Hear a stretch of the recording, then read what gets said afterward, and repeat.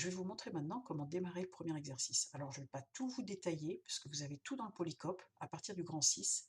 Et d'ailleurs, tout à l'heure, je vous conseille d'ouvrir le Polycope, de regarder à cet endroit-là et de tout faire exactement ce qui est écrit dans le Polycope et tout se déroule sans problème. Simplement, il y a des choses qui sont peut-être pas très claires. Du moins, on ne comprend pas tellement pourquoi on fait ça dans le Polycope, donc je vais vous le montrer maintenant. Premier point, dans ce Polycope, une fois que vous avez ouvert le fichier, je vous dis de commencer par appliquer des jeux de style, de couleurs et de police. J'ai fait ça pour vous montrer que ça existe dans Word, tout comme ça existait dans PowerPoint. Donc dans Conception, on va pouvoir appliquer sur le thème brun, puis le jeu de style c'est informel, puis le jeu de couleurs c'est orange, bon je fais ça vite, hein, et le jeu de police trébuchet. Déjà, ce que ça a fait, c'est que ça a modifié tous vos styles. Là, si on regarde, les styles qui sont proposés maintenant ne sont plus du tout ceux qui sont proposés par Office habituellement au démarrage. Maintenant, deuxième opération, il vous faut structurer le document. Ce qu'on veut faire maintenant, c'est dire que ça va être du titre 1, l'introduction, que ce gros paragraphe-là, ça va être du corps de texte, que celui-là, ça va être du titre 1, etc. Et ce que je vous dis, c'est que le plus simple, c'est de mettre corps de texte partout au début, et après, on n'aura plus qu'à mettre les paragraphes de titre.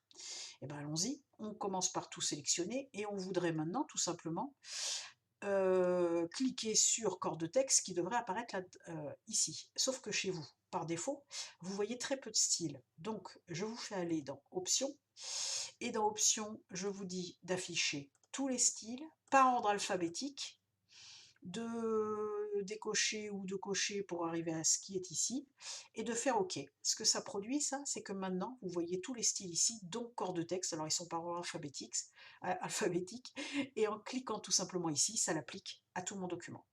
Maintenant, il me faut mettre qui est titre 1, titre 2, titre 3, etc. Alors, je descends ici, et allons-y. Je vais lui dire, pour introduction, il suffit d'être dans le style ici, et de cliquer sur titre 1. Je peux aussi, parce que lui aussi est un titre 1, je peux cliquer dans le paragraphe ici, et appliquer le style en passant par ici, ça marche aussi. Et puis je crois que lui aussi c'est un titre 1, et lui ça doit être un titre 2, puis après je continue pas plus loin. La suite, vous allez continuer en appliquant ce qui est écrit dans la première annexe. Alors la première annexe, je vous la montre. La première annexe, elle vous montre la structure. Elle vous dit donc introduction, c'est titre 1, les avantages de l'euro, c'est titre 1 aussi, celui-là aussi c'est titre 1, puis le commerce de détail, c'est titre 2. C'est ce que je viens de faire à l'instant. Par contre, ce que vous voyez pour l'instant, c'est que la mise en forme n'est pas du tout la même entre ce que j'ai dans l'annexe et ce que j'ai dans mon document pour l'instant. Et en fait, c'est pas grave du tout. Ce qui nous importe au début, c'est de structurer le document. Une fois que la structure est faite, il nous suffira de modifier les 4 styles qui sont titre 1, titre 2, titre 3 et corps de texte, et la mise en forme sera finie. Alors, avant de faire les mises en forme, ne vous étonnez pas, je vous dis que vous allez commencer par appliquer la numérotation automatique des styles de titres. On trouve ça, alors faut que je le... on trouve ça ici. On trouve ça où? Tiens, je vais réagrandir, excusez-moi. C'est ici, en fait, c'est que c'est plus petit sur un petit écran. Je vous demande de vous placer sur un titre 1 et de dérouler ici les numérotations automatiques et d'appliquer celle-ci. Regardez ce que fait cette numérotation, elle vous dit que les titres 1 ils seront numérotés au format 1, les titres 2 au format 1.1, les titres 3 au format 1.1.1, etc.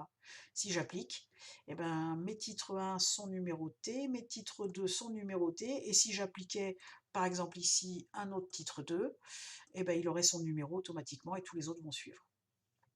Une fois que ça c'est fait, je vous fais modifier les mises en forme des styles. Alors, pour corps de texte, je vous fais utiliser la méthode, je vais dire la méthode classique pour la modification du style. Je vais réafficher cette barre des styles ici. Je vous dis de sélectionner un paragraphe au corps de texte, en format corps de texte, et d'aller dans modifier ici, et de passer par tous les écrans qui sont ici. Donc de modifier la taille de la police, je crois qu'on doit pouvoir écrire 13 ici. De modifier le format du paragraphe, alors je ne sais plus ce qu'il a, mais il a un retrait première ligne, je crois, de 1,5 cm, imaginons que ce soit ça. Je ne fais pas ça parfait, vous l'avez dans le Polycope. OK, quand on applique OK, tous les paragraphes corps de texte ont été mis à jour. Deuxième opération, pour le titre 1, je vous fais faire la deuxième méthode qui consiste à modifier un paragraphe et à faire mettre à jour les styles, mettre à jour titre 1 pour correspondre à la modification faite sur cette sélection. Alors un petit truc avant de démarrer, quand on sélectionne un paragraphe, il faut bien se méfier. Si vous sélectionnez que le texte, comme ça, attention je vais y arriver, attends, hop, j'y arrive pas en fait moi à faire ce que vous faites, certains d'entre vous font, voilà. Certains d'entre vous arrivent à faire ce genre de sélection. Quand j'ai cet élément-là sélectionné comme ça, je n'ai pas sélectionné le caractère fin de paragraphe ici. Conclusion, si j'applique une trame de fond, regardez ce qui se passe. La trame de fond n'est appliquée que sur le texte. Donc j'annule ce que je viens de faire. Ce que je vous conseille, c'est de faire des sélections avec la souris dans la marge ici, en cliquant une fois, ça sélectionne tout le paragraphe, y compris le caractère fin de paragraphe qui est ici. Et conclusion, si avec cette sélection de fait, j'applique une trame de fond, bah regardez, elle s'applique à tout mon paragraphe. Alors, je vous fais faire des modifications sur, sur les nombres de points avant, je ne sais plus combien, on va dire 18 au-dessus, 18 en dessous, ok, la taille de la police qui a grandi, etc. Il y a d'autres modifications que celle-ci, mais en tout cas, en l'état, une fois que c'est fini, si je vais ici, ben, j'ai modifié ce paragraphe-là, mais pas les autres, et ben, sur ce paragraphe-là, je vais dire à titre 1, mets-toi à jour pour correspondre à la sélection, et maintenant, tous les titres 1 de tout le document ont été mis à jour. Alors, si je reviens dans mon mode opératoire, je vous ai fait en très rapide toutes ces parties-là. Vous avez fait la numérotation, vous avez fait la modification des styles titre 1 et corps de texte. Vous voyez, il y a toutes les copies d'écran ici. Ce que je vous dis ensuite, c'est qu'il vous faut modifier titre 2 et titre 3, et là vous utilisez la méthode que vous voulez. Soit je vais dans le style et je fais modifier, soit je modifie un paragraphe et je fais mettre à jour le style. Ensuite, vous aurez inséré la table des matières, c'est très facile, je ne vous le détaille pas. Et en gros, votre premier exercice sera fini et vous pourrez le déposer sur Moodle. Une fois que vous aurez fait ça, vous aurez à faire l'exercice 2 à partir du fichier exercice 2 et de l'annexe 2. Ce fichier, une fois que vous l'aurez fini, vous l'enregistrerez sous une version que vous allez appeler exercice 2 V1. Et puis en fait, ce que je vais vous demander de suite derrière, c'est de modifier cette V1 pour fabriquer une V2 et une V3, version 2 et version 3, en modifiant très rapidement le thème, le jeu de style, les styles, pour avoir des mises en forme complètement différentes, en simplement modifiant les styles de cet exercice. Alors amusez-vous, soyez créatifs, faites des choses très différentes, c'est le moment de vous amuser.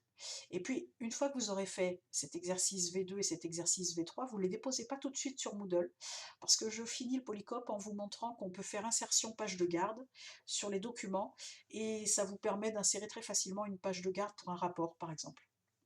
Donc vous allez insérer des pages de garde pour l'exercice V2 et l'exercice V3 et vous les déposerez à la fin sur Moodle. Au final, vous aurez 4 documents à déposer sur Moodle. L'exercice 1, l'exercice 2 dans sa première version, puis l'exercice 2 dans sa deuxième version et dans sa troisième version.